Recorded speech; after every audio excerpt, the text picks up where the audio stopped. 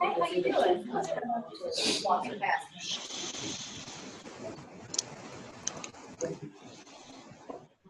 You good? I'm good. Good. I'm gonna make everybody just another minute. We've got a huge agenda today. I don't want to push it too long, but possible. More joining us virtually, I know. So hopefully they'll come to school today.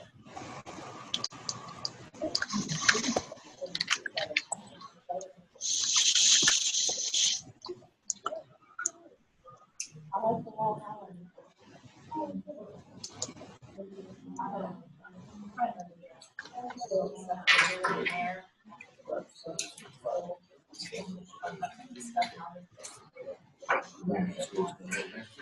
Yeah, we don't get to have a whole table. Like, you gotta hurry up with this. Yeah. Yeah.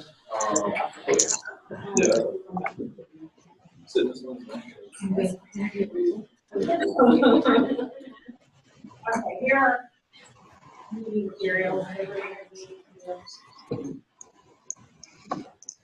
Thank you.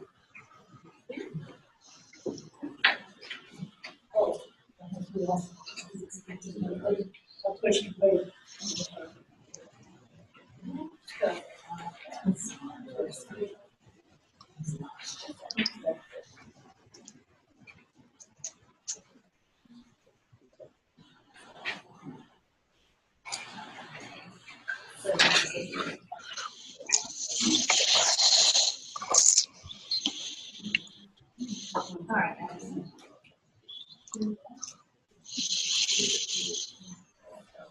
Okay, for the checklist coming around, we'll be looking for an April 22nd meeting. All right, we'll just check if you were here or not.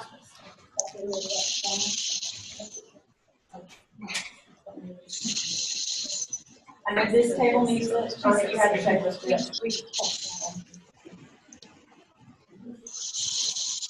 All right, has everybody had the April 22nd attendance list yet? One department needs it.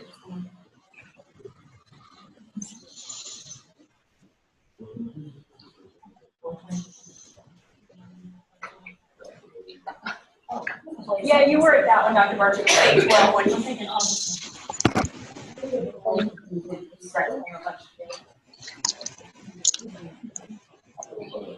that was okay. The April 22nd meeting was the 3.0 minutes vote.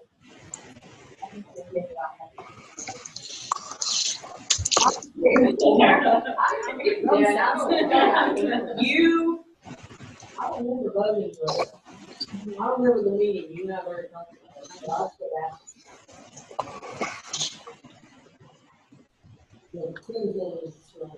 Right, that was last year's list. So, but you attended some meetings last year.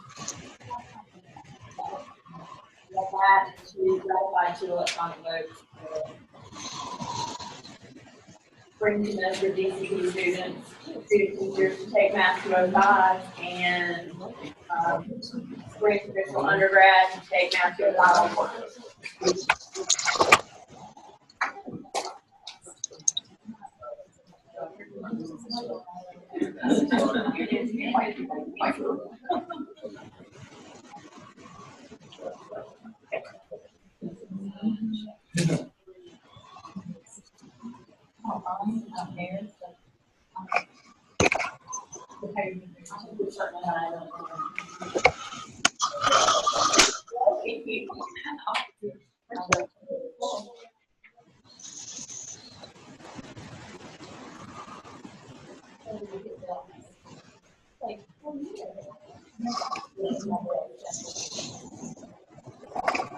Favorite person.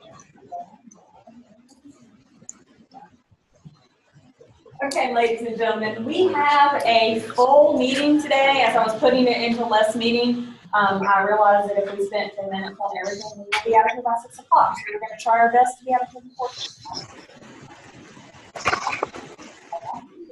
o'clock. I understand. So first thing I want us to do is open prayer and do a please join me in prayer. Lord, we thank you for this day and thank you for this opportunity to gather together as you do the garden of that. We thank you for the opportunity to serve the kids and in a program and help us so that when they receive their own classroom, they are fully prepared. We ask for clarity as we move through and do the work of our students so that Thank you. We have a lot of new faces this semester and some people who are here for a semester. And so what I would like to do, I'm Chloe Clark. You're the local chair of the committee, and I'm also director of undergraduate studies now. So that's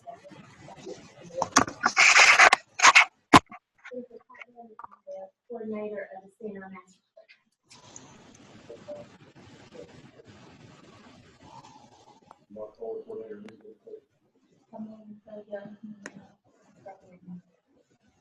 So you're in Dean School of Education. your life in school graduate studies.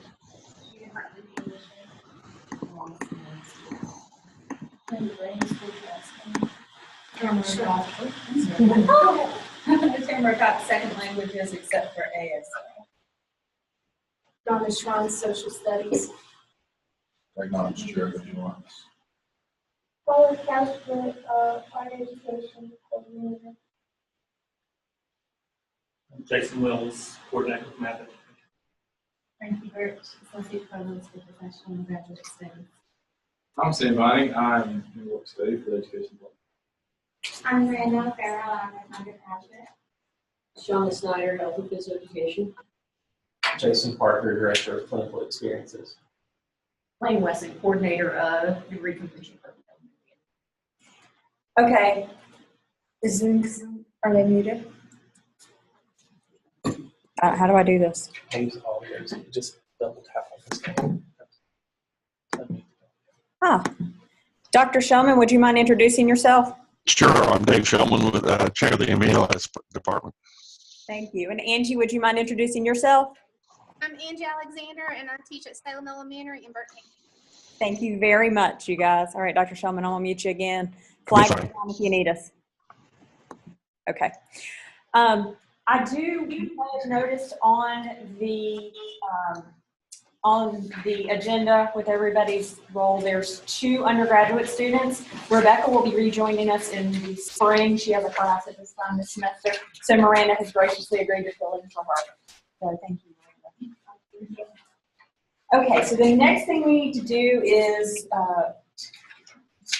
see if there are any changes to the minutes from April 22nd and August 12th. So I've given you copies. You were emailed a copy of, should have been emailed a copy of the August 12th meeting minutes, but you probably have not gotten a copy of the April 22nd minutes. Okay, so let's look at the April 22nd minutes first.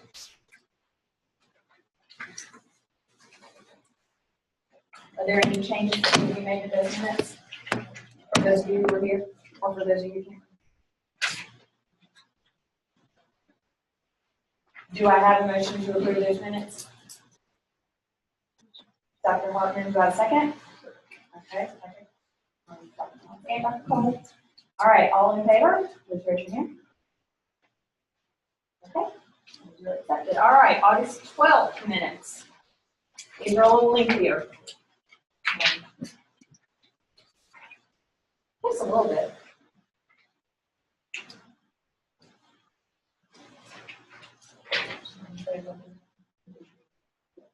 These were minutes from the retreat.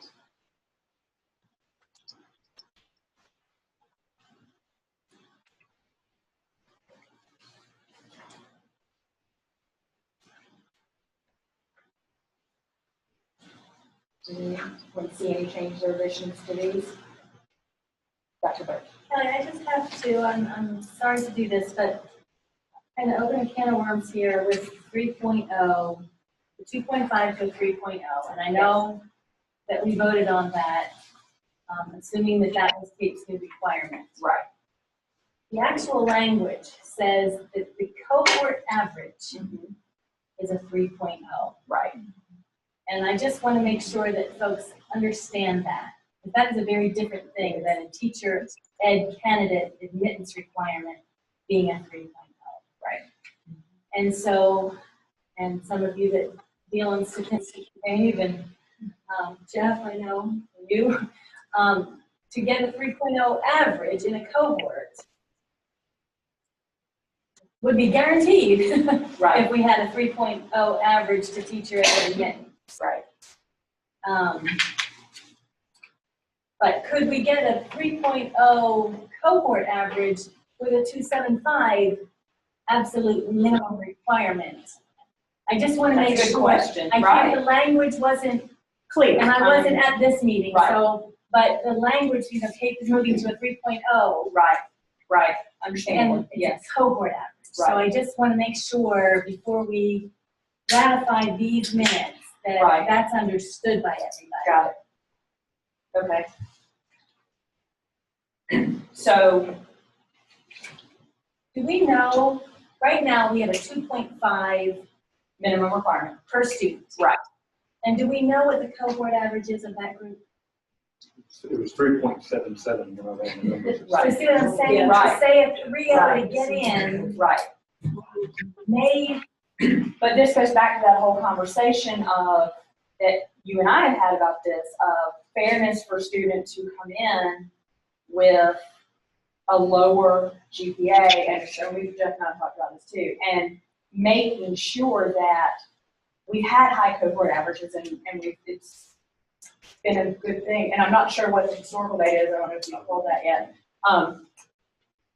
But the concern is, I guess the concern for me is the what if. What happens if it does drop? And so then if we start getting students across the board at 275, then do we start saying, okay, you've got to go find a candidate with a 3.5 to bring in with you?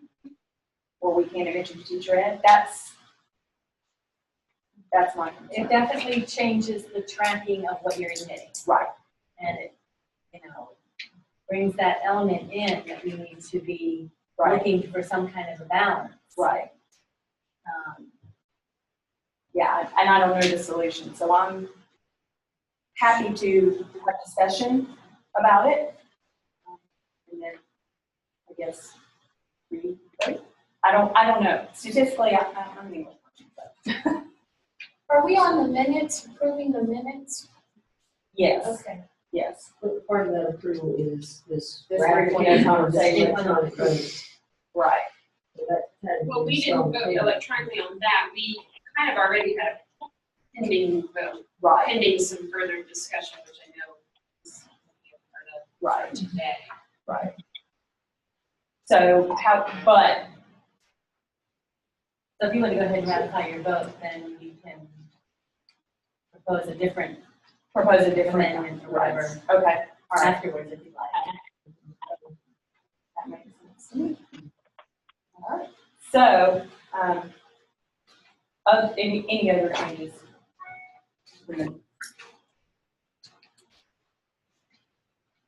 Do I have someone make a motion to approve these minutes as written? Thank you, Dr. Hartman, a second. Thank you, Dr. Parker. All in favor, please raise your hand. Okay. Minutes approved. All right, so the other thing we need to ratify was an electronic vote to allow day students to take EDC 312 or EDU 312 in the evening course. If you recall, we had to send out an electronic vote on that because that course got canceled during the day. We only had 2 students to take that day class, so we thought we needed to cancel that course. They need it for student teaching, but so they can take it in the evening program. That was approved very quickly by everyone. So does that take a motion and a second for ratification? Okay, so Jane, you go to ratify. Thank you. And a second for Dr. Cox. All in favor, raise your hand. Okay, that is approved. Okay, so this next issue is an issue that I came across going through teacher ed handbook, the TEC handbook, all the different handbooks I've been looking at recently, and trying to get acquainted with.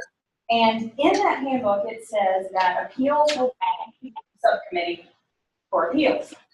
And I don't recall since I've been here having a subcommittee for appeals. Appeals always just come to us, but upon conversation with Dr. Cox, apparently we used to have a subcommittee for appeals. And so we have a lot of things coming up and facing us this year. We need to really look at the handbook. I don't think the handbook's been updated for the Teacher Education Committee since 2007, I think. So we might need a group of people to look at that and see if we need to update some of those policies, see what's still working for us, and bring some work to the committee for that. A committee to look at teacher education interview process itself and see, we talked about some at the end of last year, looking at the rigor of that and seeing if we wanted to work on that. So it would be nice to have a committee to talk about that and bring options to this body to work for that, through that. And also, the appeals committee is written in the handbook already. We either need to revise or have the committee, one of the two. And I left off the disposition committee. That was the first one, actually. That would look at teacher education dispositions across the board, probably led by Dr. Hamilton. That's going to form at some point anyway, whether it's a subcommittee of this body or another committee in some other fashion. That's something that we need to look at for accreditation. So, conversation, question, thoughts about restarting these committees, or if we should restart these committees, or subcommittees, I should say. The size of this committee now, having the smaller groups deal with details, whether there's already precedents or working with policy matters that just need to be cleaned up and handbooks and things like that, that would just make this meeting more efficient. Right. As you can see, there's a lot. Okay, so would there be a motion on the floor to take committee? Thank you, Dr. Cotton. Seconded by Dr. Cole. All in favor? All right, that was approved. Okay, Dr. Parker. So, Yes, I'm so sorry. before we move on, how would you get people on this committee? According to Dr. Cox, it was volunteer basis. I would like for there to be at least one person who is not a full-time school ed member on the committee. We need that insight, especially as we're talking through things. I think that's very beneficial. It has been this summer as we've come around and talked to everybody and learn what's going on in all the different programs. I think Dr. Parker, myself, and Dr. Wall have really good experiences talking to everybody about what's going on in their programs.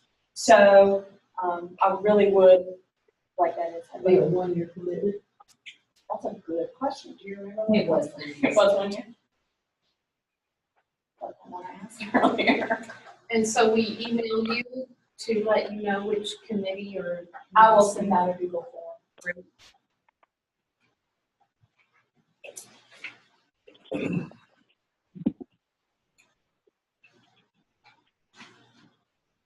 And I will also, in that form, be asking you which you'd like to serve on and if you would be interested in, is it chairing? Is it the subcommittee still chairing? Yeah.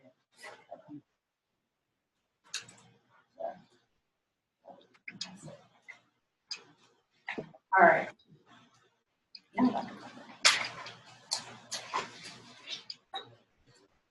So part of my duties this year is also to serve on the Gen Ed committee. And as you are aware, with SACS pending their next visit, that is a very busy committee to be on this year. Rob Hudson, Director of Assessment for the University, has charged us to look at any core class that is listed as part of Gen Ed that has an EDUC prefix, develop specific student learning outcomes with direct measures for those learning outcomes. There is a need to move this through quickly, as I have to bring this back to the committee on September 19th.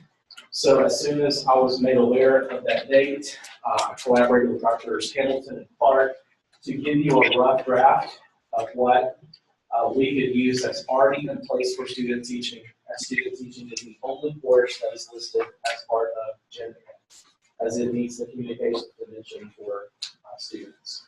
So upon our quick brainstorm meeting, we realized that student teaching would be a great place to identify measures for communication and critical thinking, which are 2 of the 7 goals of the Gen Ed curriculum at Cardinal Webb. We are fairly sure in our meetings with various folks about your specific programs that every candidate that goes through student teaching does some sort of presentation, whether it is a formal portfolio presentation or an exit conference with their cooperating teacher and university supervisor in their classroom.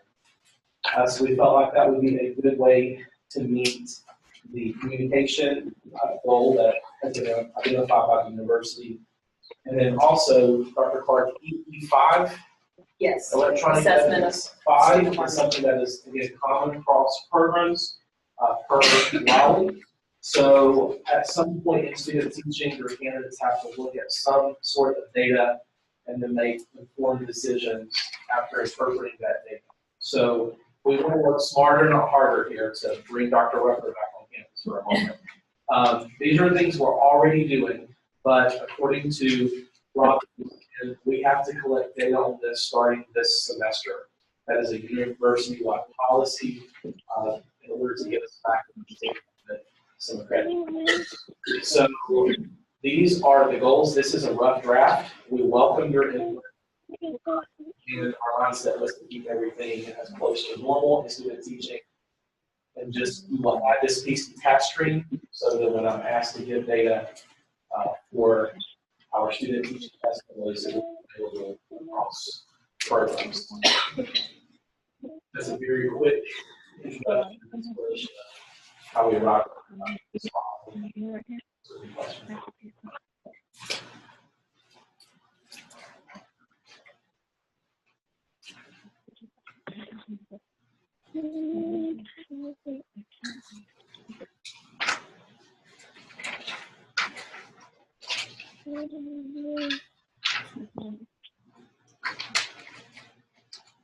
We anticipate this being a new test stream. Yes, it will be added to task stream. Because part of what this form will roll into is we'll have to come together with university supervisors and then appropriate changes for teachers. So that will probably actually be part of. We're going to go ahead and put it in, even though we'll have a lot of empty spots that we won't backfill it for the current student teachers. It seems to me it's the best way to collect data, and we'll pull it out into an Excel sheet. So, Luckily, we just have 3 teachers in the field this semester, so this is a good time to get their feedback. For the larger group that's coming spring, we can make minor adjustments. We just can't do the section.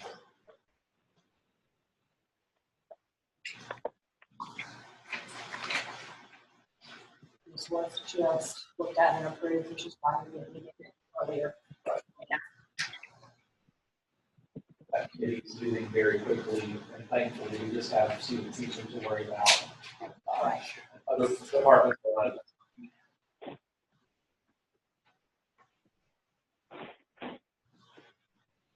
So is there discussion, questions, or motion to approve these?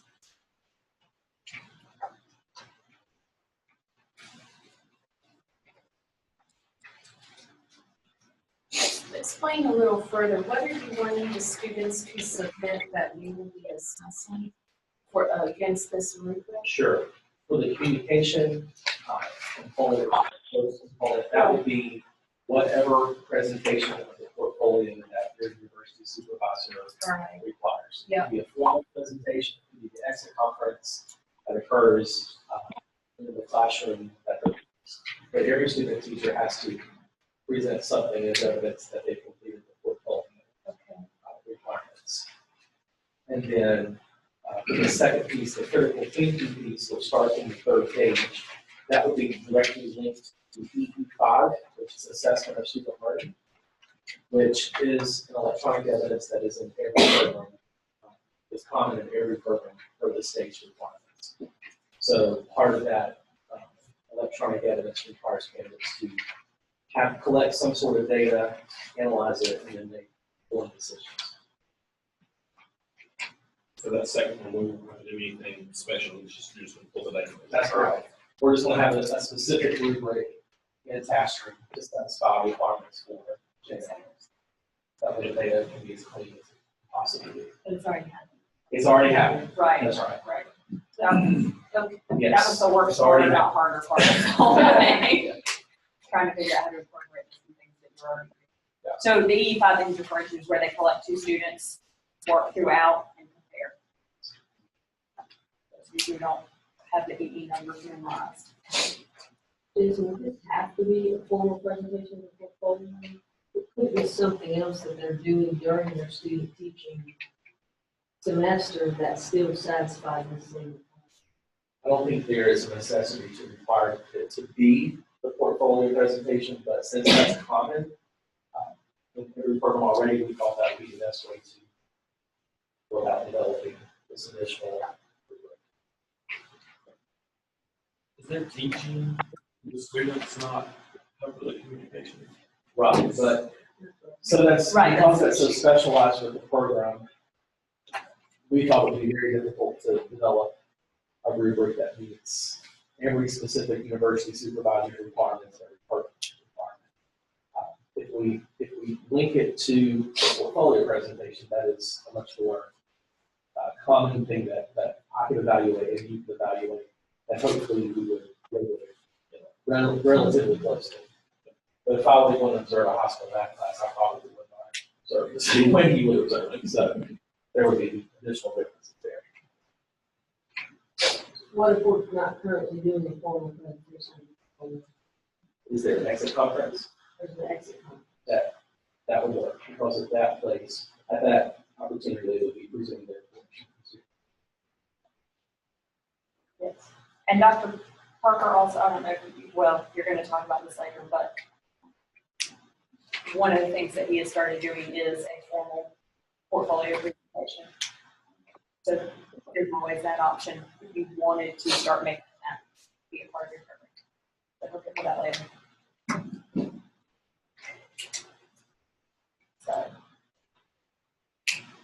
Motion to approve. okay. Motion to approve. Dr. Hartman has a question first. I'm just, with something new like this, and given that we're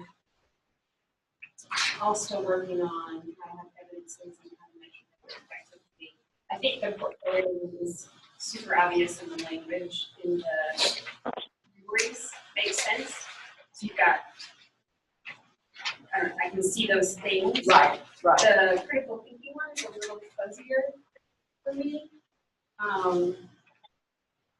And so I would feel more comfortable approving a pilot of this rubric to be used. I mean, I know things will be tweaked and all that kind of stuff. I certainly would be inclined to approve the fact that we're obviously going to assess using, doing this process. Right.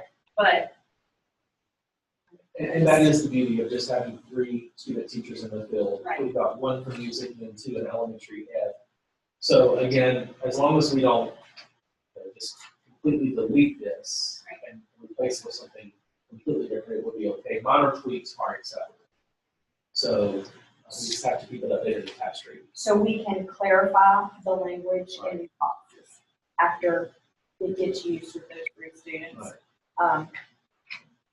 You can clarify the categories. What we can't do is add more pieces to the rubric in task stream until we get to a new program, because that's task stream. It's crazy. So part of the beauty of this also, Dr. Hartman, is that the people who are student teaching this semester are all in the very first task stream. And so we've had now 2 iterations. So we launched a new one last year, and we're going to launch a new one this fall. So that we can make bigger changes to something like this. So we do have time to make changes to it. So if we needed to add another category, it wouldn't be for the students who were in the initial program, but for 2013 and beyond. Does that make sense? Does that help?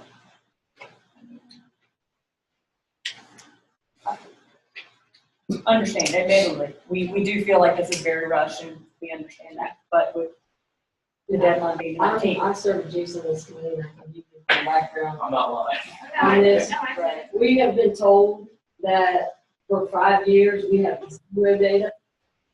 And so, I know something's better than that. yeah, and that's kind of why the Gen Ed committee is pushing us to say, let's just get something down, and then by next year, we tweak it, and next year we have data, but we tweak it, and we've got data, and then we tweak it, and by 10 years, when the next review comes around, we can say, we did.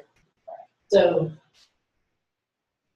this is going fast, and I sit on the same committee, and we're all like spinning heads around. And that's the beauty of the process, though, is that we've got to set a baseline, and this will be our baseline, and then we take from there.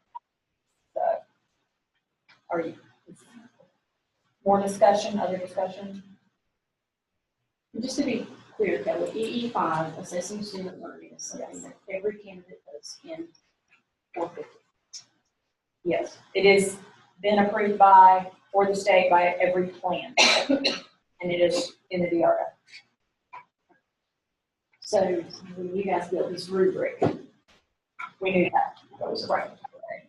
That's what we were trying to do, was trying to find what are the commonalities in student teaching among all of us so that we could do this.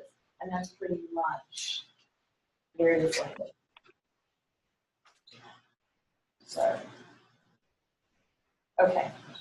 So we have a motion to approve on the floor. Do we have a second? Second.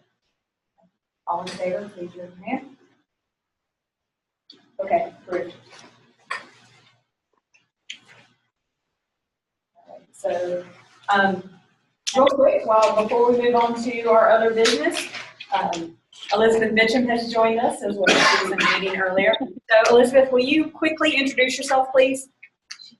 I will. Sorry, I apologize for being late. I was between being a new kindergarten parent and technology. So, I'm Elizabeth Mitchum. I'm a doctoral student in the curriculum and instruction program at Gardner-Webb, and I'm a math facilitator for Charlotte-Mecklenburg Schools at Bearwick Elementary.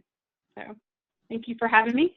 Thank you. And like Dr. Weston, a brand new kindergarten mommy. So, there for both of y'all. Thank you very much for joining us, Elizabeth. Okay. Next thing we need to talk about are the new initiatives proposed by School of Ed. And I guess we need to skip and go ahead and deal with the 3.0 conversation, and then we'll come back to the rest of it, which is all Dr. Parker stuff. Yeah, I'm going to get you off the I'm sorry. They're just Dr. Keys. And they're interchangeable. I love the panic and difference. All right. So, since we are going back and discussing this, do we need to discuss and then reopen or propose make a new proposal? Is that what we need to do, Dr. Burke? So, based on our previous conversation, I open the floor to discussion about this. I mean, I'll start because Kelly knows that this has been a major discussion in my department. The vote that was taken in April, either I don't remember it being involved or we weren't represented, and we just were out of the loop, and we're taking the blame on that. But we're concerned about the 3.0 admission requirement, and then we're concerned about the 3.0 maintenance requirement, and we have reasons, I think, for both.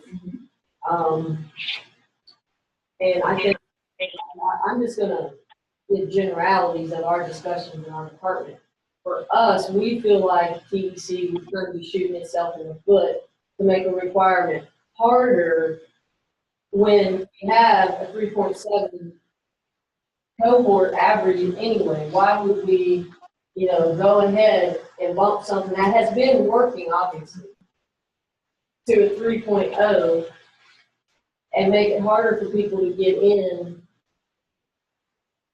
And if accreditation was saying to us, no, this is individual, we want individual students maintaining having 3.0 accredited, if they were saying individuals, we would say, okay, we'll do it. But they're not telling us, right? They're telling us an average. And so as our discussion, of course, we've been lots of things have been discussed that could individually impact our department, but for us, that's kind of what it's come down to, is like, why would we do this anyway?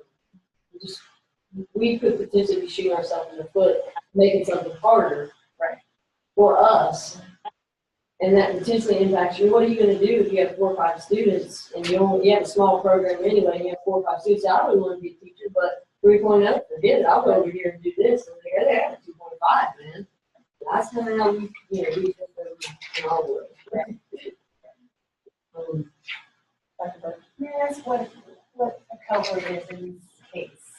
Is it people that are admitted to TEC in a given year from every specialty area, and It would be every given year or a given semester.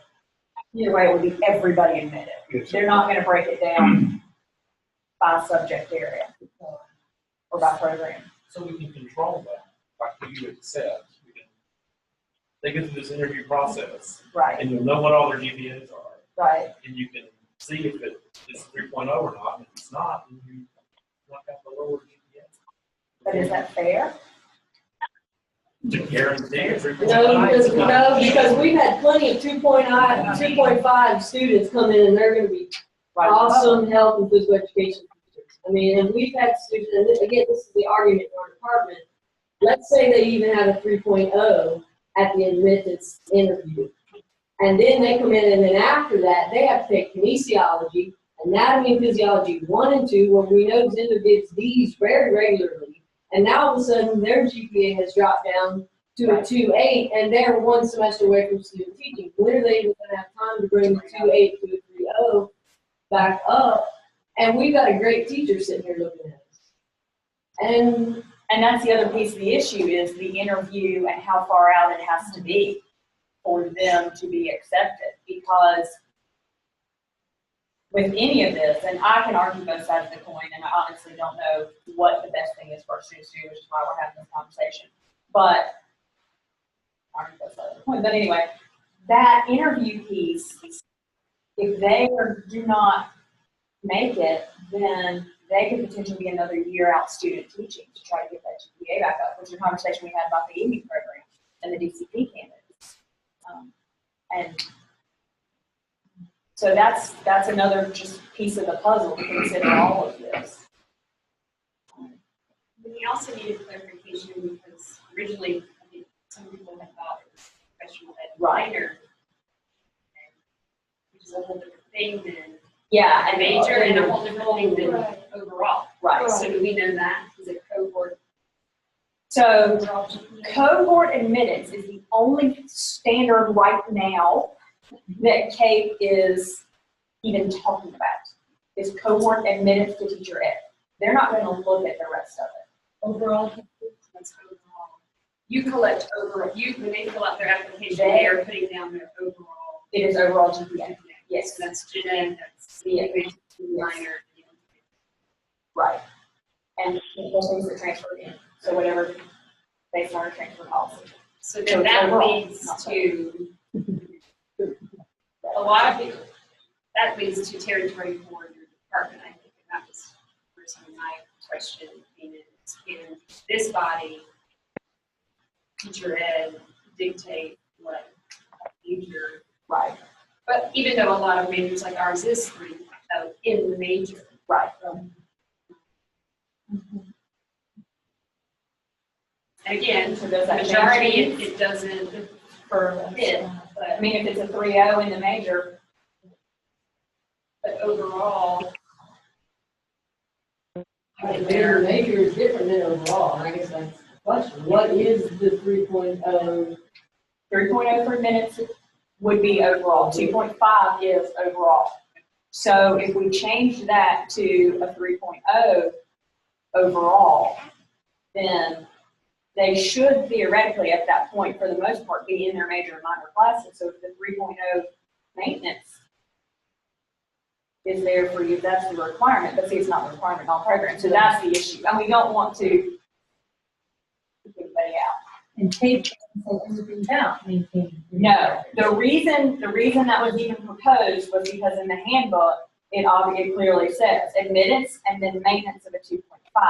So it did to us, you have admittance to be a 3.0 and then maintenance of a 2.5. That feels like we're lowering standards. We're saying, okay, you have to get up here to get in, and then you can start doing worse. And I don't think any of us like that backslide, potential backslide, or want that to be the potential backslide. So mathematically, statisticians,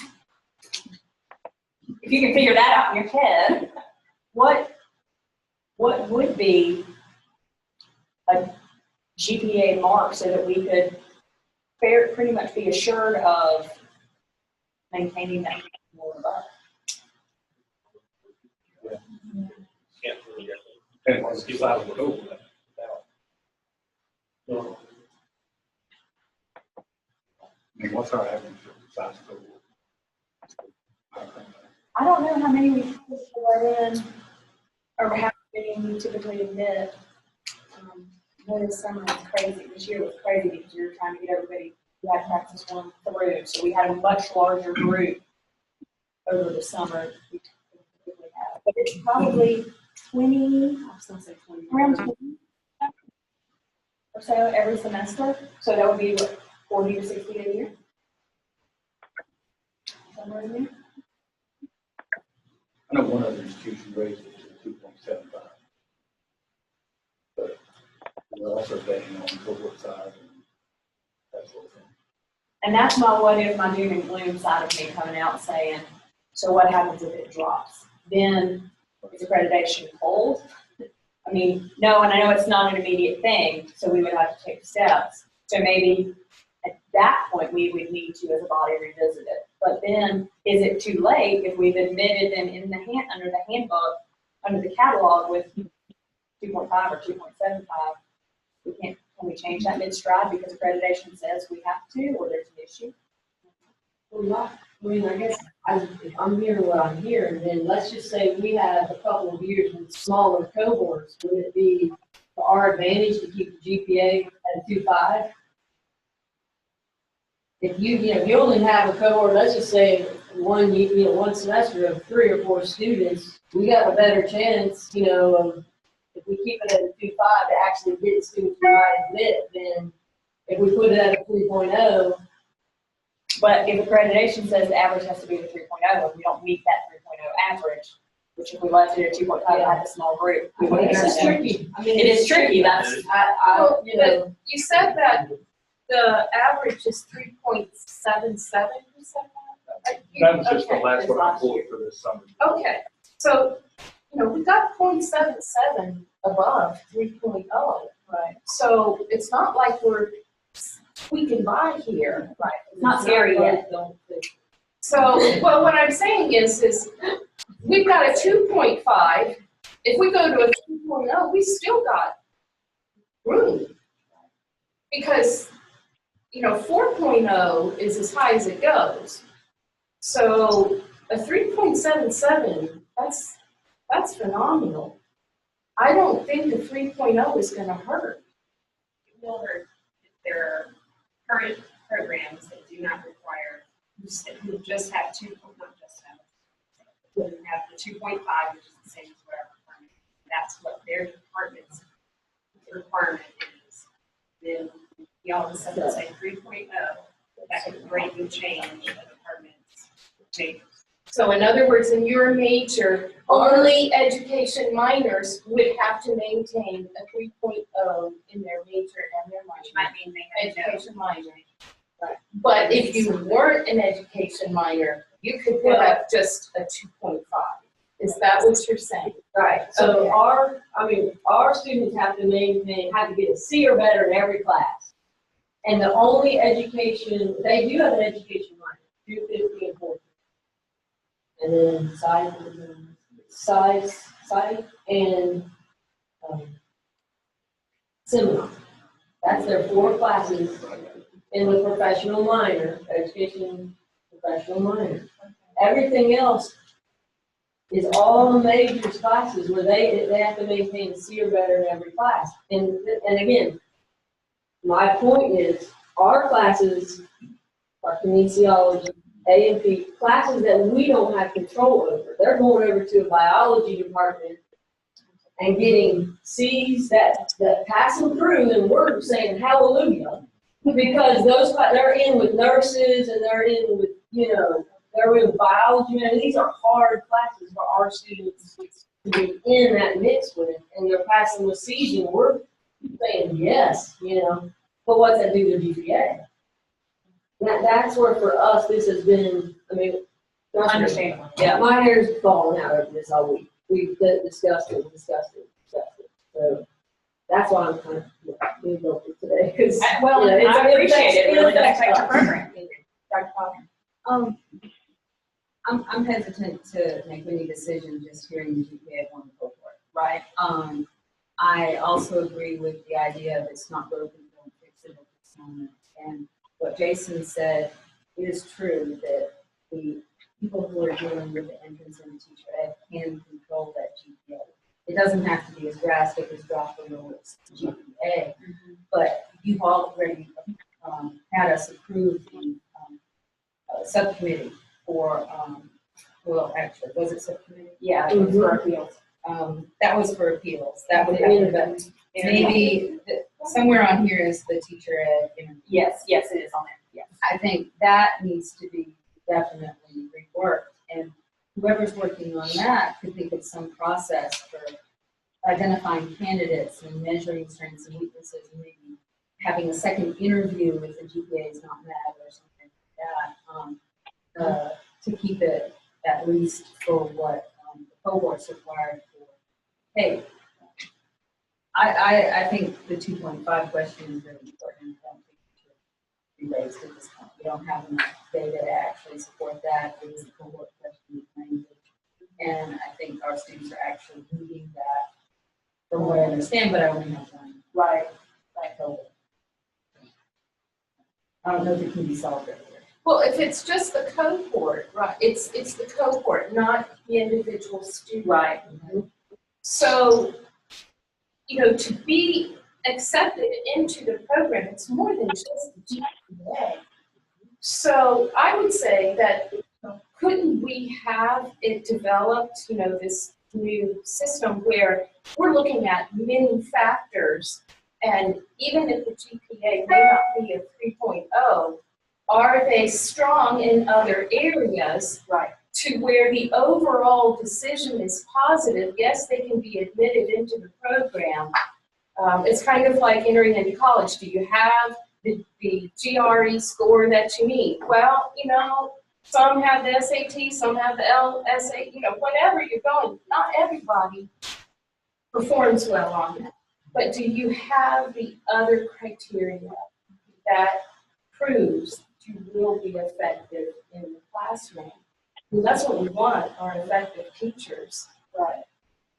The issue, though, comes down when you put it in the catalog and you say this is the minimum requirement as a 2.5, and so you have those students for 4 or 5+ years going through and getting into teacher education.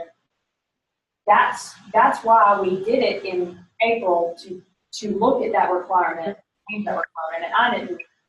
We jumped the gun on that, obviously,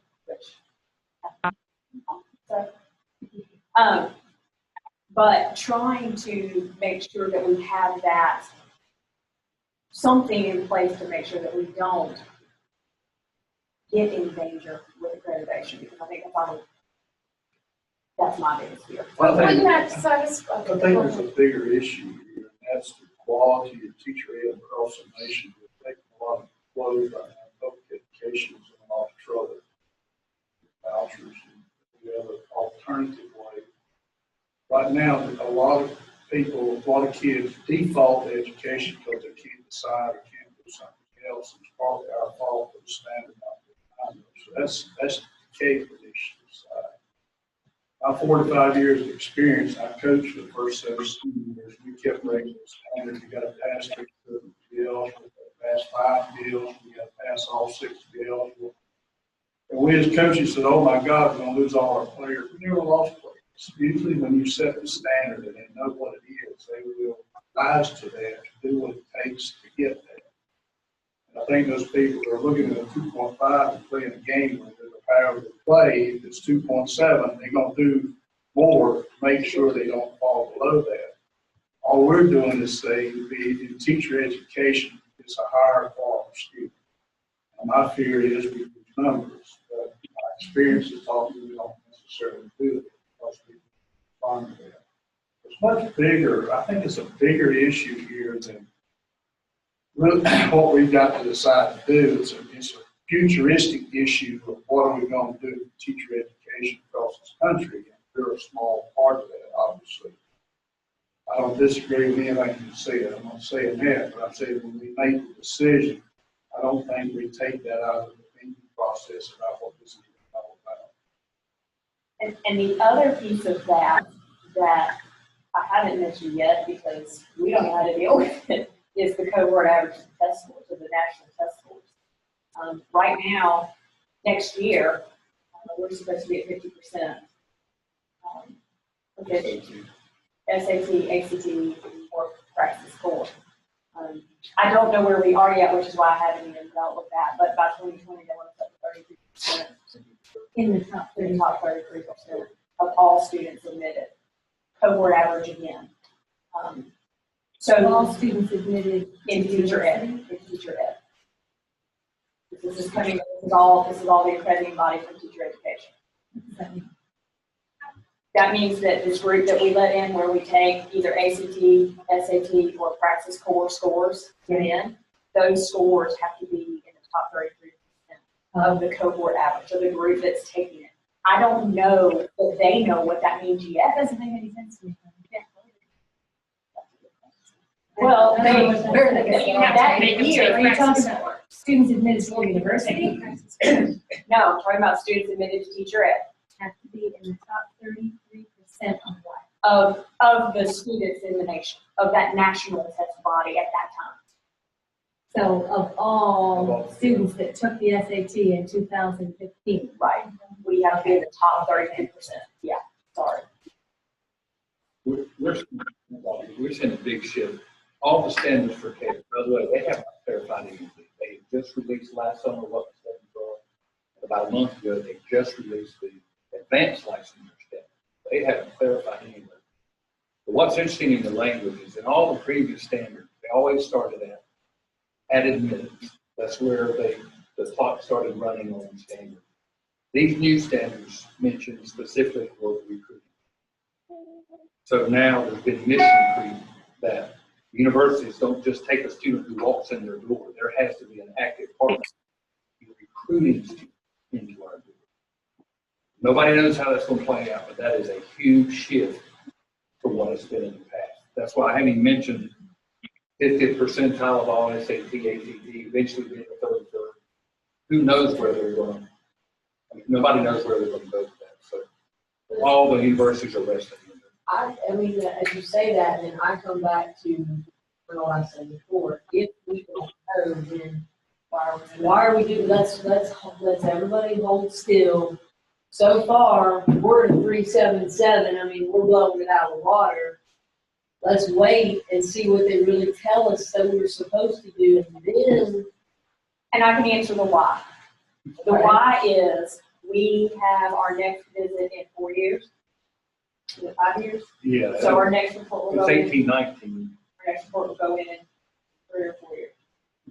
Well, we have to have 3 years to complete your data before that. Right. And so, right.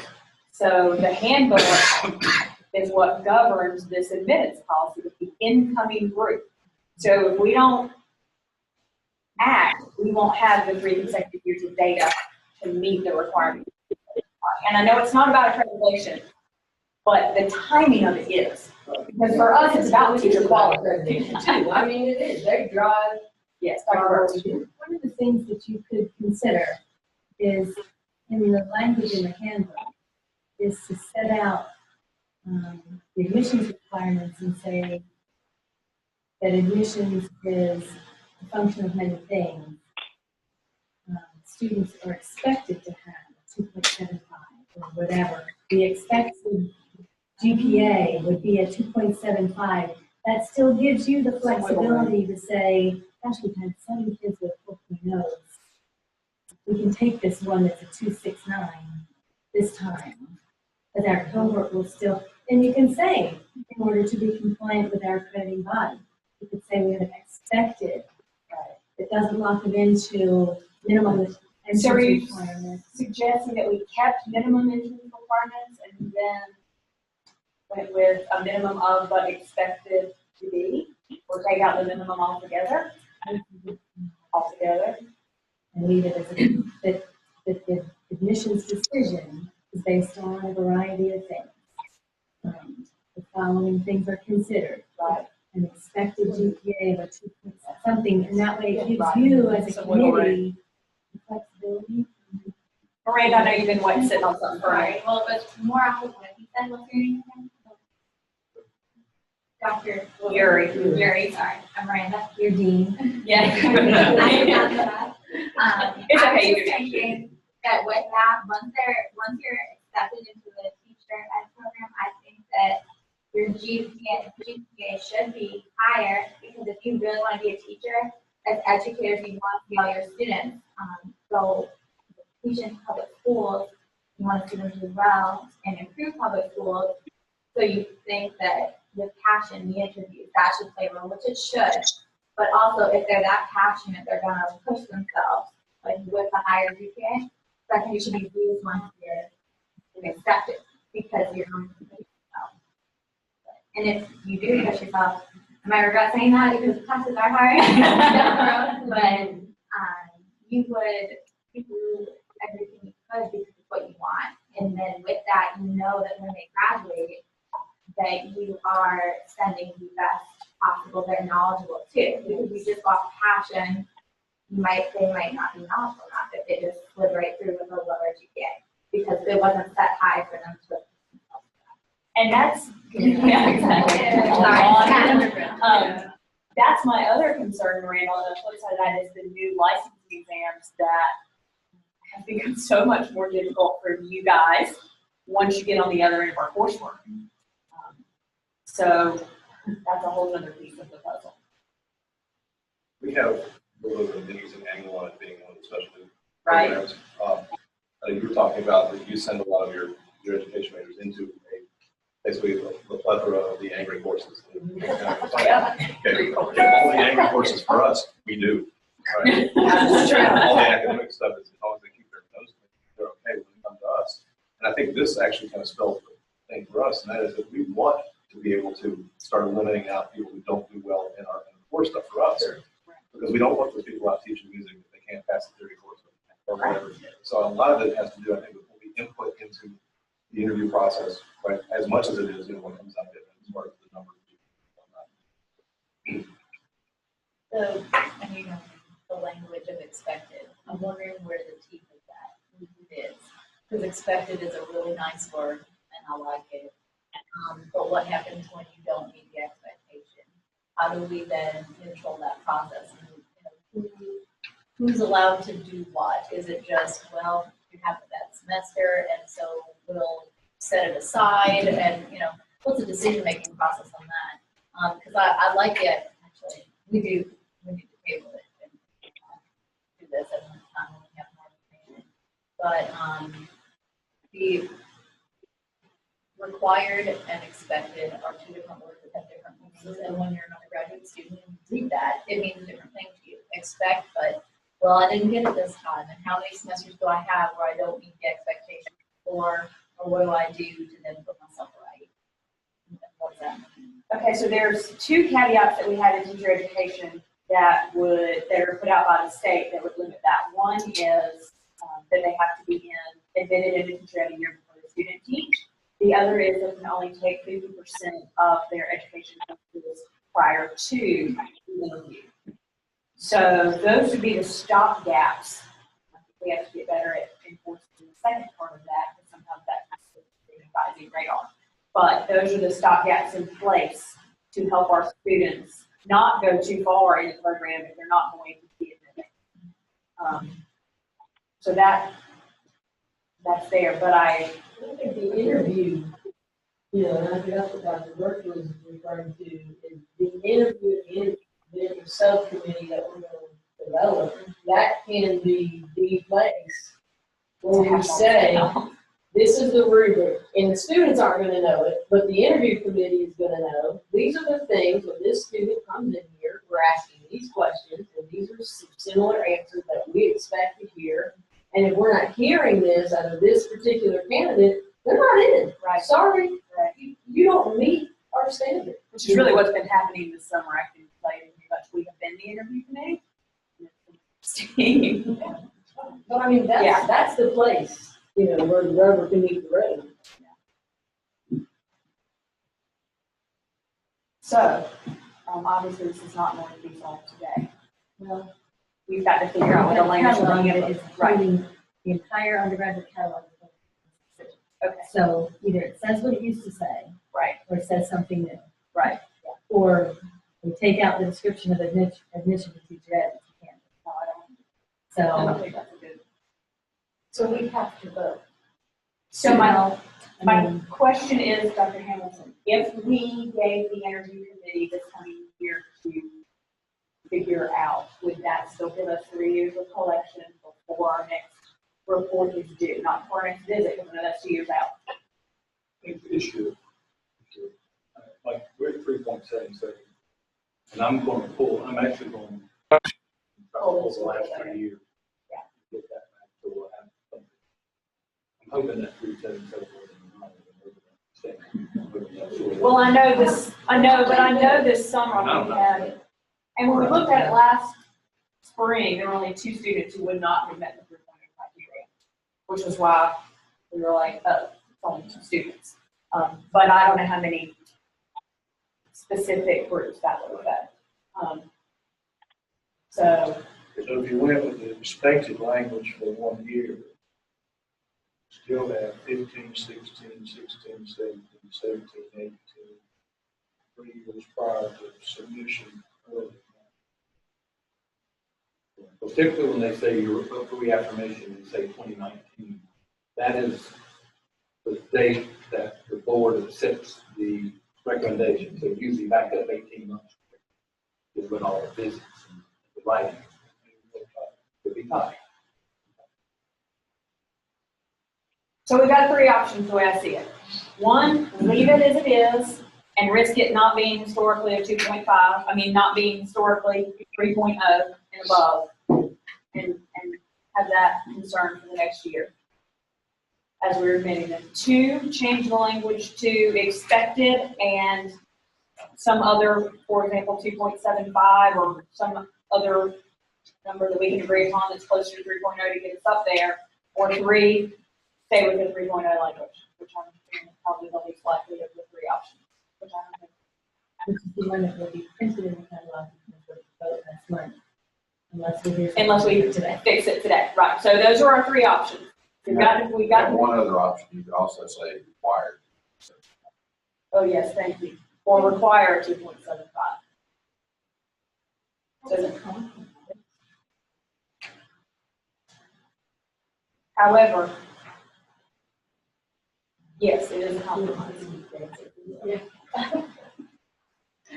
It is a compromise.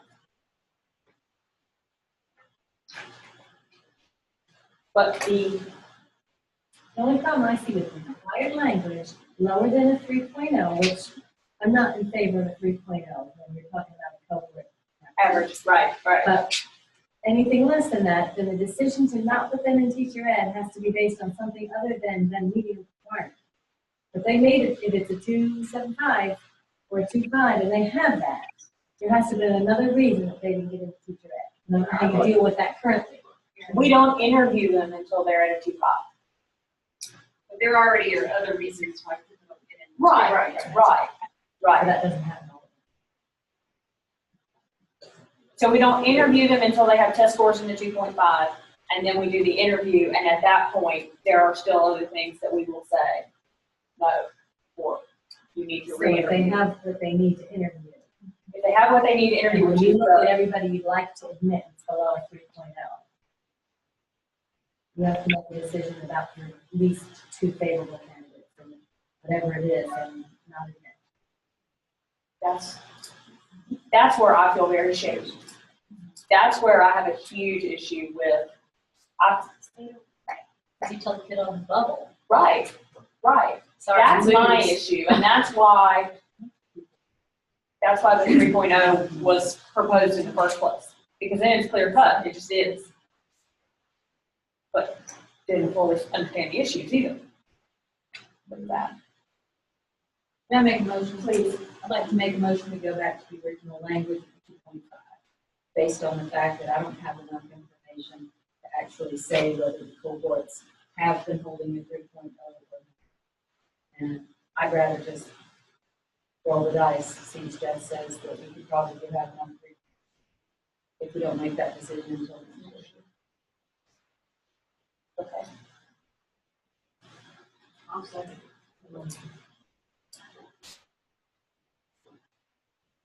Okay. All in favor?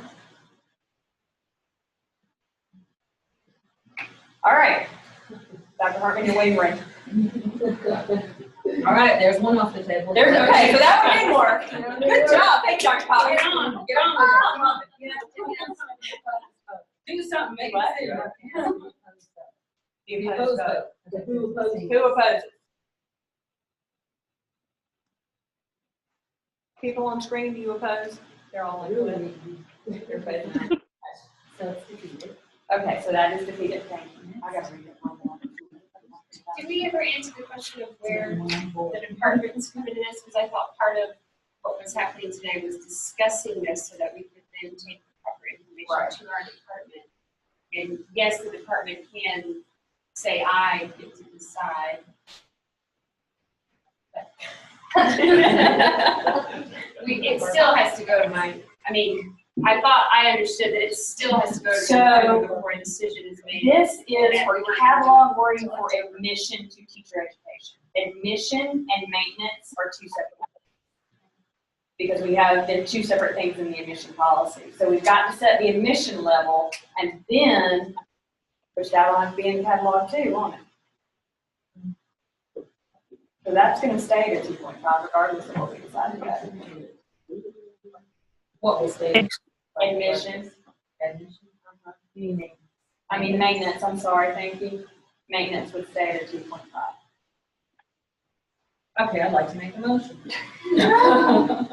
Make a motion, we keep the 3.5, the 3.0 entrance, and keep the maintenance at 2.5. Second? That's based on programs having.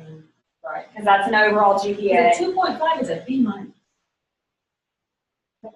If you're on a 10-point scale. Right. The C is a 2. Right.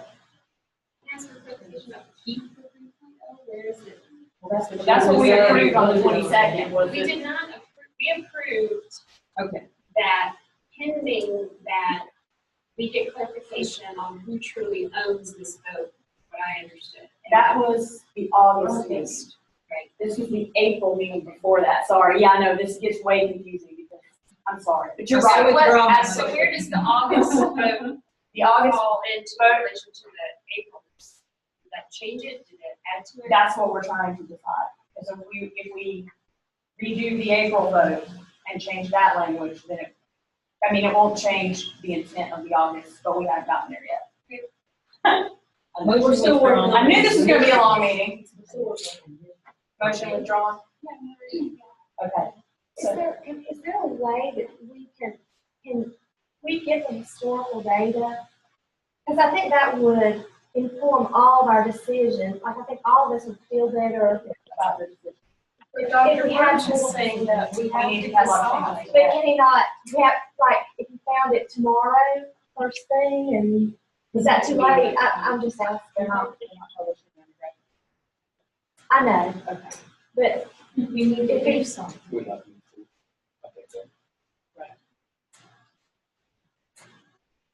If you set it at 3.0, you get in at 2.5 and maintain, and you end up next year where our maintenance is 3.4, and setting at 2.5 does nothing to it, right? It's what we maintain, is what's important. It's what our cohort average is what's important. Talking about that, And that's what it is. regardless of what was said, But instead of 2.5, say we ended up with a cohort average maintenance of 3.3.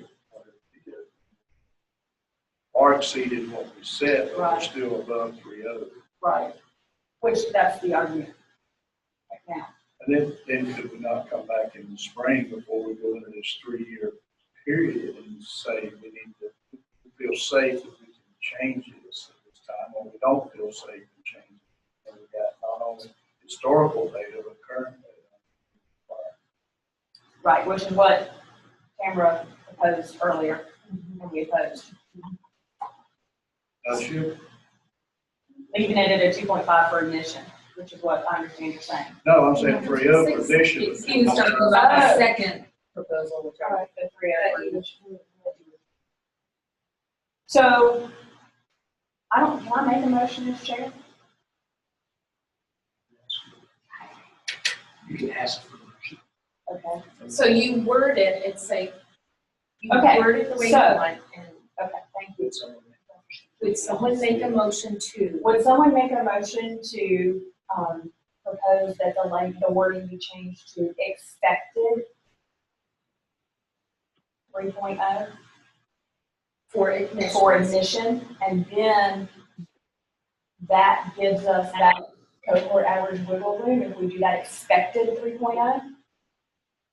It's going to require a bigger committee to make this decision than just the 3 of us, though. I think that's going to change the process drastically, but I also think we have time to talk about it. Yeah, not any English majors. Sorry, Dr. Herman, I don't do math. Congratulations, George. I'll make that motion. Got a second. All in favor? I have something to add. What if it said expected to have a 3.0 maintained with cohort average of 3.0? Just add that in the catalog. Well, that doesn't have anything to do with the candidate that's Right. coming in. Well, Dr. Birch suggested the language of and or for accreditation purposes. Right. Yeah. And then also, among other factors, was also a Right, a piece of that. So for accreditation purposes, an expected overall GPA of 3.0 among other factors required for admission to teacher education. In addition to other factors. Write these down, thank you. Good morning. All right, in addition. So- This up.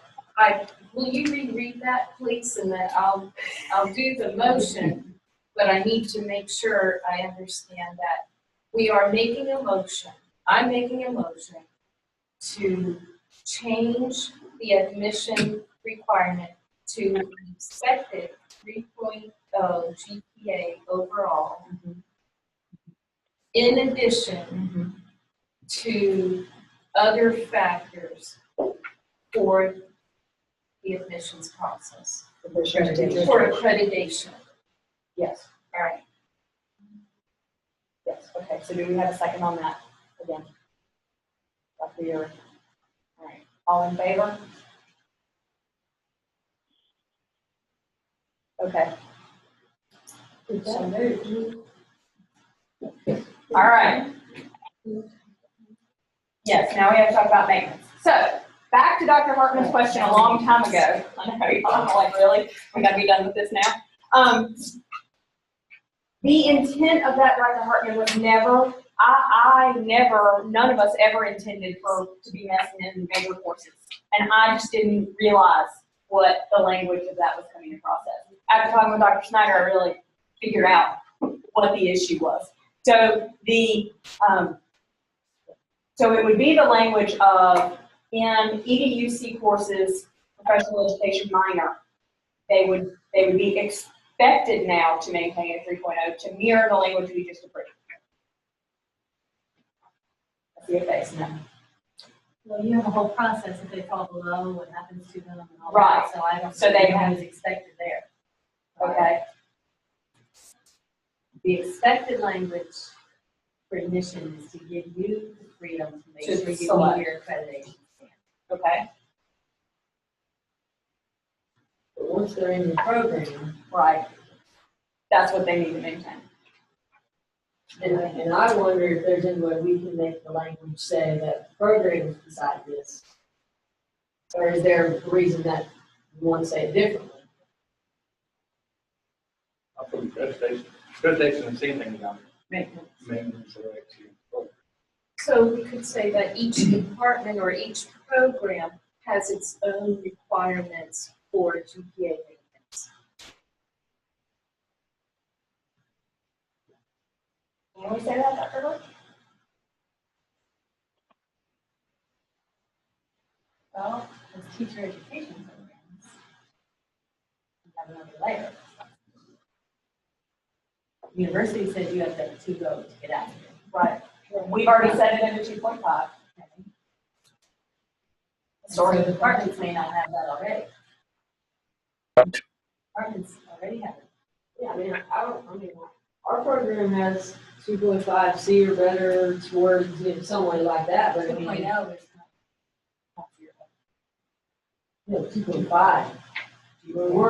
And You C or have better to, you have to in get a C or better in every class or maintain a 2.5. Hold on.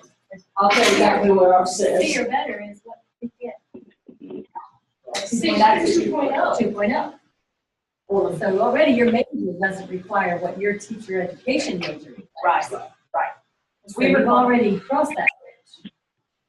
Oh, The yeah. teacher education Yeah, no, it program, you says have to have a higher 2.0. standard. Or a specific standard. Right, higher, right, lower. So we require the 2.5 for teacher ed. Currently. Every major, every Every department department has across already the bought into that. Right. Even though in the catalog it says a grade C or better, that's incorrect for the program. It's not incorrect, that's. That's a minimal requirement. That is true of Gardner-Webb majors. Correct, yeah. What does the sentence say? This is under, I looked up mine, because I was curious. It says candidates choosing the social sciences with teacher licensure major must also. So I'm looking down here and the catalog says, make a grade of C or better in all courses counted towards meeting any state mandated content or professional competency. Ours requires C or better in any course, but the overall GPA has to stay at 2.5. That's right. Okay. So that is correct. But overall GPA Right. must be So there's a 2 requirements. 2.5. Right. Okay. I don't see that in. So in all their professional education courses, they have to make a C or better, plus maintain that 2.5. Okay. In the professional minor. Overall. And every department's already bought into that. So Right. that may be different, maybe higher, maybe lower than what a. So major might require. so for us, for example, our program, for each course in the major, you have to have a C or better. But a professional minor and the overall has to be 2.5 to stay in teacher ed. Right. Or they go on probation. Currently, that's the process. And then probation requires a re-interview after they get that GPA back up. So changing the maintenance is Does I mean, I don't see why that was even brought up in the first place. I think I misunderstood. This was also an information. I think that it's not. It is not. So this is a School of ed. School of ed, yes, it's us people being difficult, that's what it is. but you're trying to, I don't for want to lower reasons it. of consistency, Right. for the not- admission requirements, and then let To not the be a parents lower say- standard. And most programs don't have a higher standard to get in than stay. Than to maintain, right. I think one of the issues that you're concerned about is will our students be able to pass these tests that we are now required to do? Because these tests are more rigorous for them to get there, to pass, to be able to qualify for teacher licensure. And if we're not expecting our students to perform at a higher level, they may not have that mastery of content knowledge to perform well on those tests. That's complicated because there's a whole lot of factors going into, we're trying to make a correlation between what someone makes in a methods course and then how they're going to perform on practice 2 tests. And that's a difficult jump to make. For me, anyway, it's two totally different ways of thinking. Yeah, The assessments in one is very different than the assessments in the other, so it's not an automatic. I understand the idea of holding, the idea of hoping that holding higher expectations via GPA, which also doesn't necessarily mean better, whatever teachers and whatnot. So I get where you're coming from, but I don't know it's going to necessarily produce that. It's the best, it's kind of one of the best things we can work with.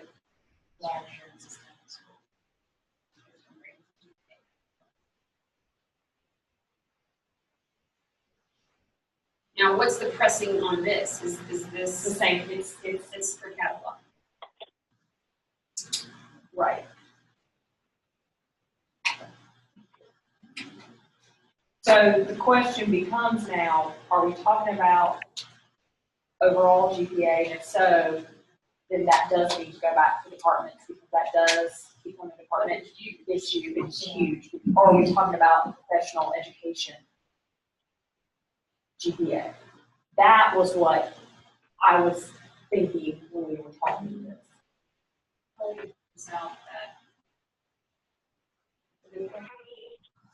So it would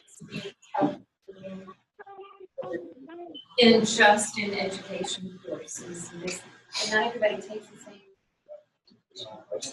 We only take 3 because Right. they're EDUC.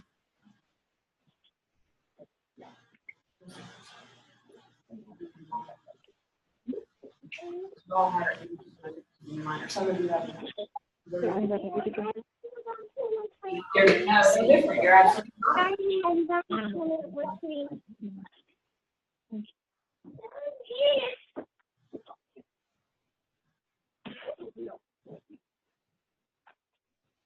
Everything's already gone into the Right. Right.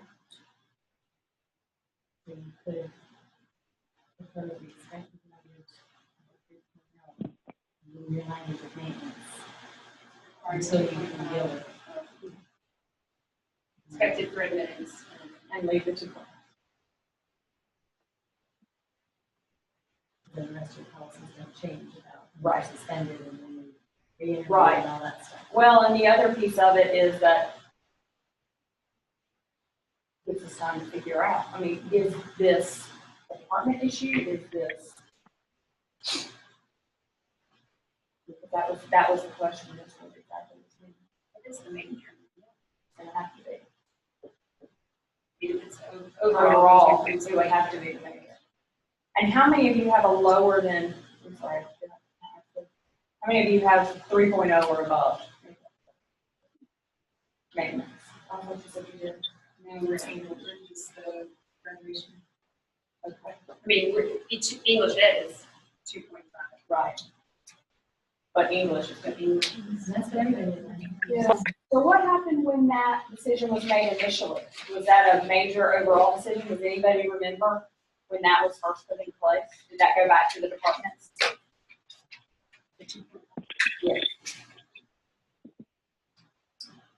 I'm not even That sure had if that always was, I mean, been- I'm the longest Right, that's term here. That might have even been in place when. That had always I mean, it was when I was in. Use requirement. They no longer have it Require as a it. state requirement. It was, I mean, it probably had to do with. Was it an NK requirement? I've never seen a GPA on the back. Never. It was a state requirement at one point. Yeah, it might have been a state. I think when we were in school, it's a state requirement. But it seems like, it's always been. No, they dropped it. We don't have a whole lot of state. To encourage more. Right, so let's have the standards be changed and lower the standards for the state, doesn't that? Okay. So, go ahead. I'll make a motion that we table this decision and We don't want to go to the require everyone to take it back to the department. Whichever, bring it back. And for now, leave the Vote and for now, 2.5. leave the 2.5. requirement. In a sense, that would simply be standing by the action that was taken in August, which was pending clarification of the department departmental situation. The departmental situation is not clarified, so that vote is not yet enacted, which defaults back to the 2.5. I mean, I think that's the procedurally the cleanest way, but obviously I don't have a voice in this race. Because that hasn't been, it's pending something that hasn't been clarified yet, so it can't go into it. Right. That defaults to the 2.5. In August, what was the decision? The decision was to approve it based on figuring out whether this had to go back to departments or not. And then after my conversation with Dr. Snyder, I realized where the confusion was, what we were thinking versus what specialty areas were thinking. And so now I think it does, based on the conversation we just had, it has to be overall. I don't think we can parse it out. I think it's a valid policy that everybody has. Right, I agree. And so therefore it would have to go back to the departments for discussion. And I don't feel like we can change the catalog without departments having, I don't think y'all feel comfortable with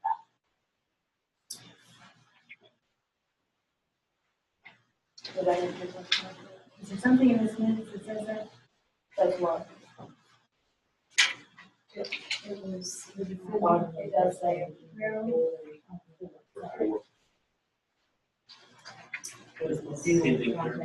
Yeah. Okay, so you voted To find out to maintain 3.0 after addition? if this did not require departmental approval, but now that we have determined that it does,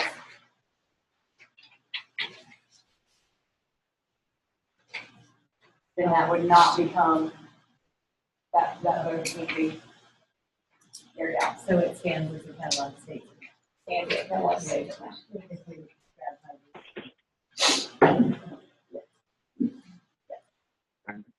Okay, so the motion is to, do we need to make a motion? No. Okay. Done, moving on. Okay. Dr. Parker? Can we Yes. table this? Yes. Because of time. Absolutely. Just cover tax street Yes. and the things we have to. Yes. Okay, so you need to talk about task stream. There's a reminder that all students now are taking Praxis 4 and not Praxis 1. We did a mad push this summer to get everybody interviewed who had taken Praxis 1. So there should not be anybody left who has taken Praxis 1 unless they were not eligible to interview. The state no longer even offer. No longer, ETS does not even offer Praxis 1 for North Carolina. So it is now Praxis Core for admittance to teacher education. And we sent out a variety of emails starting in June. So yes.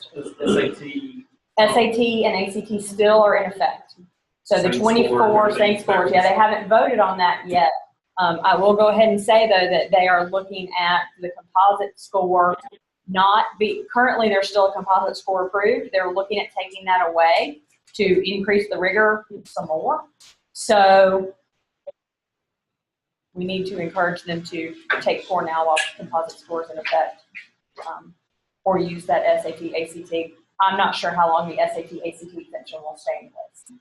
I think it's the point of all that conversation, just so you're aware.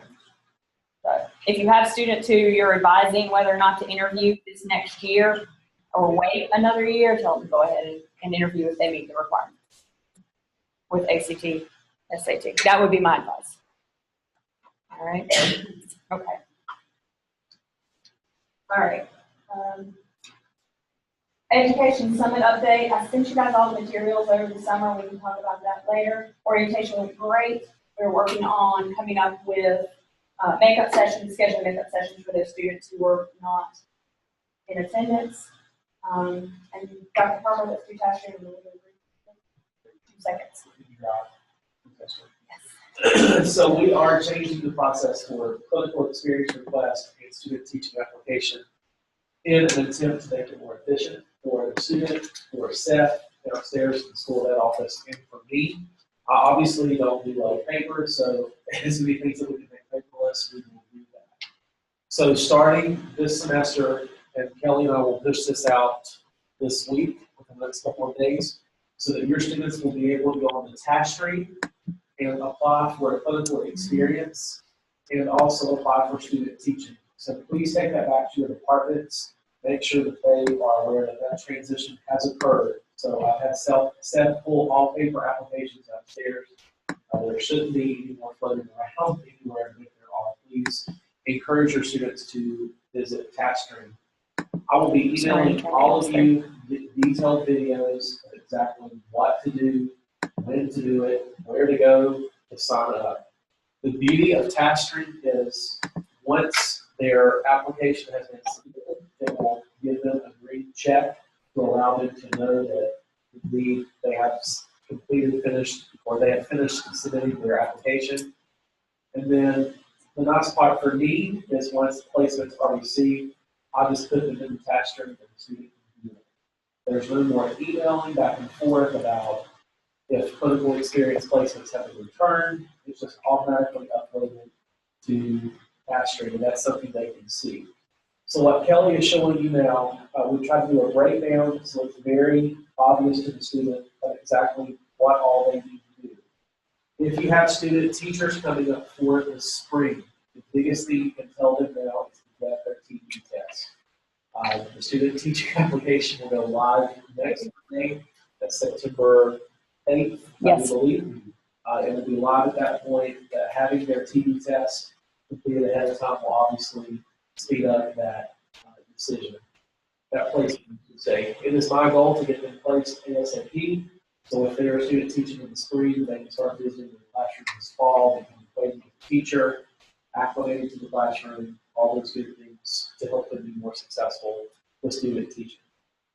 So we'll just do a brief overview, and then I'll post all kinds of information for you to view later. So for 250, you simply click on it, and the workflow opens up of everything that they need as they're starting out the program. Obviously, in 250, we're now going to require that they verify that they read the task stream, so we have verification that they have read it. This body voted in August, I do believe, to approve that we can require proof of liability from the time that they enter 250 until the time they exit student teaching. We live in a suit. Did they purchase that? They do purchase that. On their own, or did we have a thing? On their own. Depending on what problem you say. Yeah, I haven't answered her back yet on that one. She's waiting on that. I know she is. So that is where that will go. Something that we need to talk about today are the pre-service teacher expectations. I did review that with the candidates at the orientation. I just wanted to get something on paper to allow the students to know what is expected of them, how they feel. They obviously can't go in orange blue jeans or flip-flops. It's just a professional expectations listing of what we as Gardner Webb School and the teacher in want our students to model when they're in the field. So they'll verify that they've completed it there. The school district volunteer form is also uploaded to TaskStream. And then the background check consent is uploaded to TaskStream. So nothing should come to my office in the form of paper. Seth Opria downstairs is willing to scan any document that the student brings by, email that back to them, and then they can put it directly to TaskStream. There is also a free app that we use a lot in school event called Genius Scan. Basically, you can take a picture of a piece of paper, and the app turns it into a PDF for the student free. You direct upload to TaskStream. So again, that's the 250 workflow. We are trying this semester something brand new.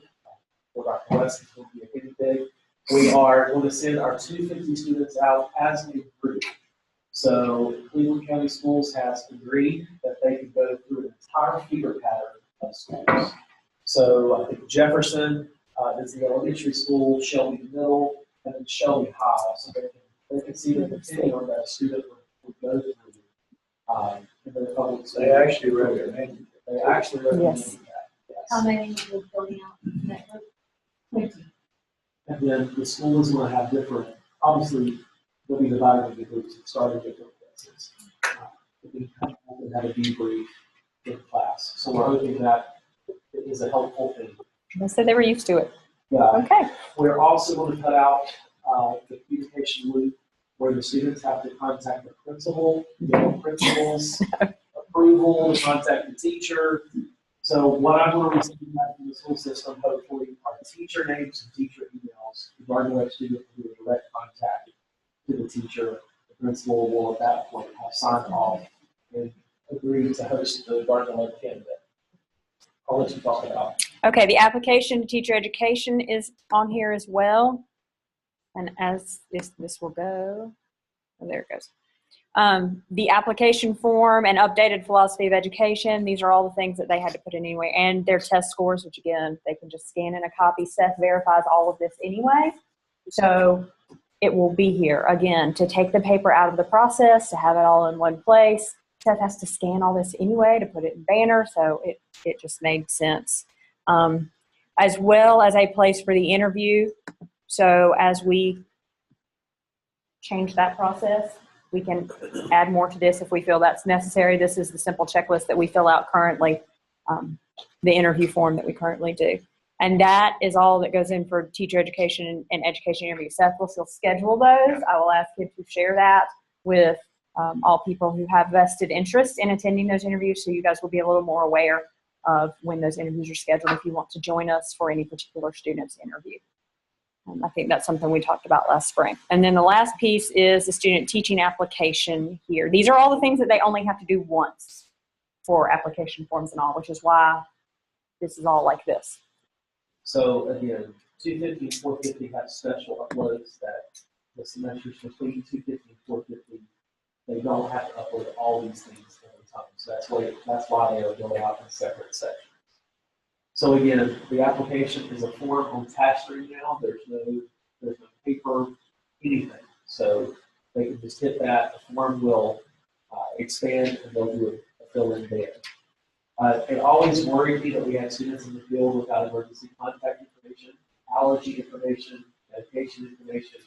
So now when I confirm student teaching placements, the CT will get a copy of that. So if the student is allergic to peanuts, and he talks about what the CT needs to do to contact us and contact him. So that's huge. We've just been lucky so far. Again, an updated philosophy of teaching again, which is something they already have to do. They have to provide proof of negative TB test results. So getting those scheduled early will be to their benefit. Uploading a copy of the driver's license. It used to be a photo ID. These two systems are now asking for the front copy of their driver's license because of the world that we live in. So that has been a small change. And then policy states that they have a background check at 250 and 450, so that's why there is another place for a background check. If you can flip over to the clinical experience request. So if we have candidates that are not part of 250, not student teaching, but they're going out every semester for their course requirements, there is a separate. Sorry. There is a separate workflow that they will follow. Again, we're trying to transfer as much ownership as we can to the student because this is their future. So they need to upload a copy of current liability insurance because most of those only last a year. And candidates have more time than others between 250 to 450. So this will just verify to us that their liability insurance is current. And then the experience request form, trying to make it efficient for us and the school systems. So rather than having one Garden Web candidate going to 4 different places, or 4 different classes, with 4 different requirements, we're going to place them in one setting, and then we'll do 4 different hinges of that clinical experience. Cleveland County School welcomes that. Gardner Web students are welcome to that because they don't have to work with a crazy schedule. Get all those hours completed. And then they'll just upload a copy of the current volunteer form. They can reuse the same form. Again, that is just transferring ownership to them, in case there's counties, in case there's a name change, anything like that. That just keeps a current copy on file. They were saying all this in the orientation and this. They went through this in detail in the orientation, more detail than they ever wanted. Right. Is that true?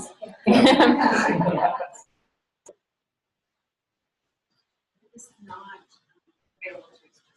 No, we've got to finish. There are a few tweaks we're finishing with the program, making sure everything's set so that when we copy it over, it's just harder to go back and copy than to copy it on the front end. But Or to make changes. Application regardless will go on. Right. And clinical experience should be. It's got to, yeah. We just want to make sure it's correct before we start. Right. To the role. Yes. If I had a year-long placement, most student teacher in spring, but this placement's already. Yeah, this placement's verified, but since We still we're now miss that tracking form. all data, the pass through, I would still ask that they submit the application and then also make that placement. That way, okay. We won't have So any. he has to go through the whole process. Yes, like I still do the TB test, background check. Any other questions about our favorite? I'm so glad that I'm not standing up here in front of y'all talking about task stream. I can't tell you how happy I am right now. Right, that's the only reason I've been on this committee for 4 years. Okay. All right.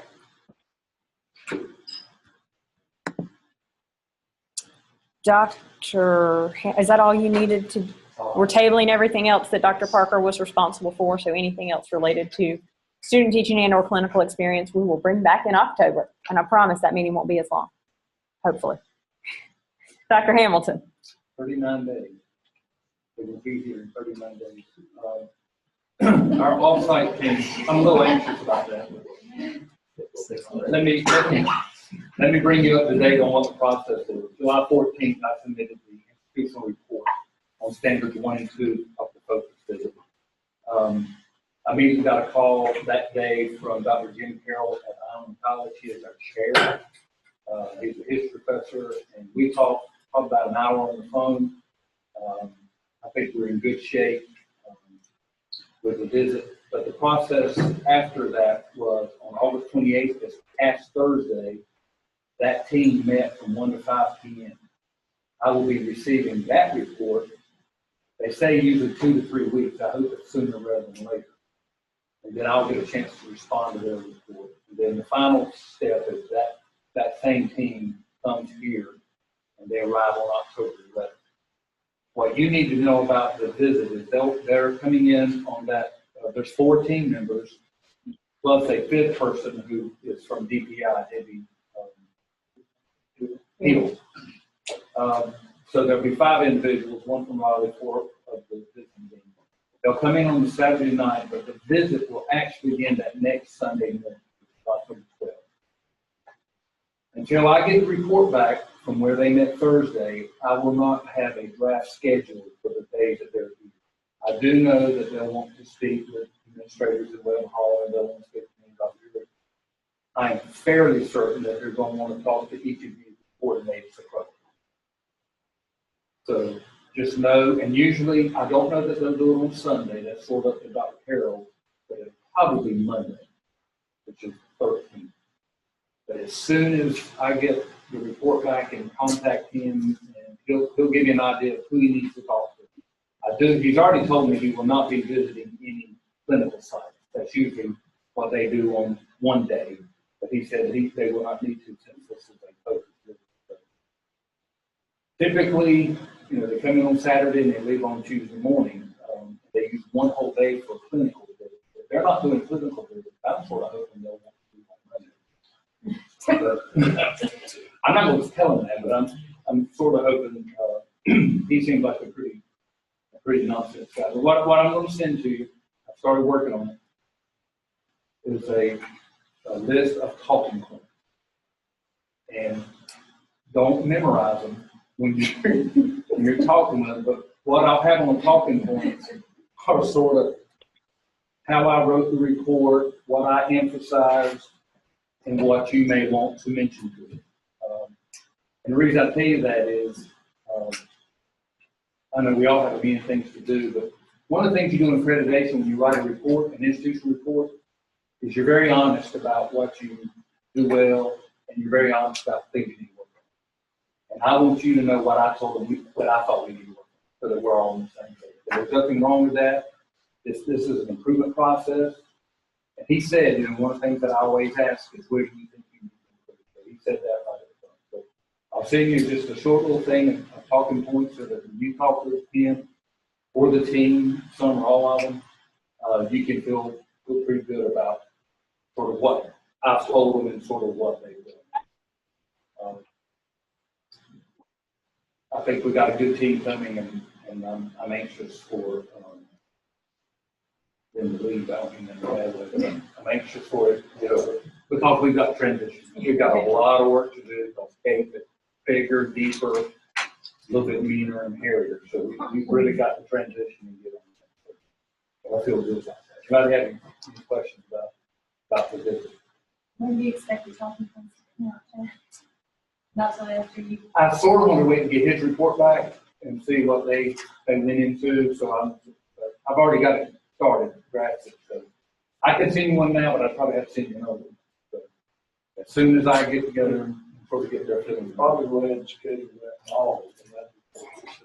Yeah, and I don't know how much they're going to do on Sunday. A lot of people will come in and hit first thing Sunday morning. I know we'll have a reception and dinner for them here in Tucker on that Sunday evening. And again, I'll send that schedule out to you so you'll know, so you get a chance to meet the team. We have one individual is a dean of school of education in Tennessee, Dr. Carroll, is a history professor.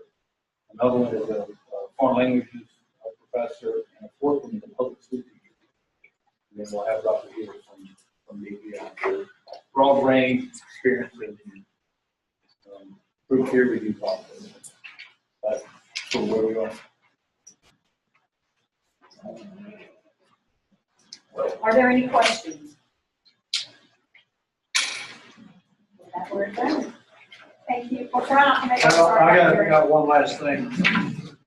We've got 300 active doctoral students right now, everywhere from ABD all the way to classwork, which is a large number, but it puts us in a lot of school systems around the state. We operate in 18 satellites around the state, a lot of master's level school administrators. We have access to a lot of schools.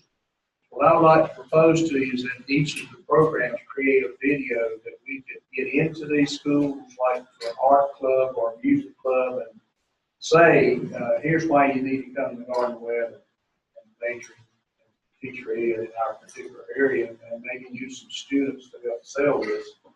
We've got enough leverage right now that we can just send some links. If we did a YouTube or a WebEx or something, we have opportunities to get our students to help us get this information out. And I think if we tell a good story, it certainly increase our numbers in teacher ed.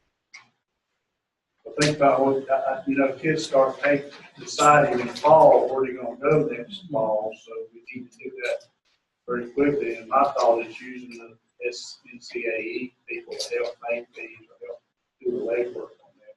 So we're going to outline something from school ed about what we do. So if you want to outline what you think you need to do, what you brag about, what you might use to help sell it, I think we've got a golden opportunity.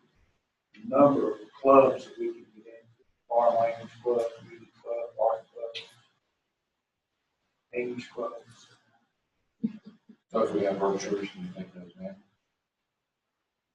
Yeah, we'll maybe get one the club next, I'm talking about houses.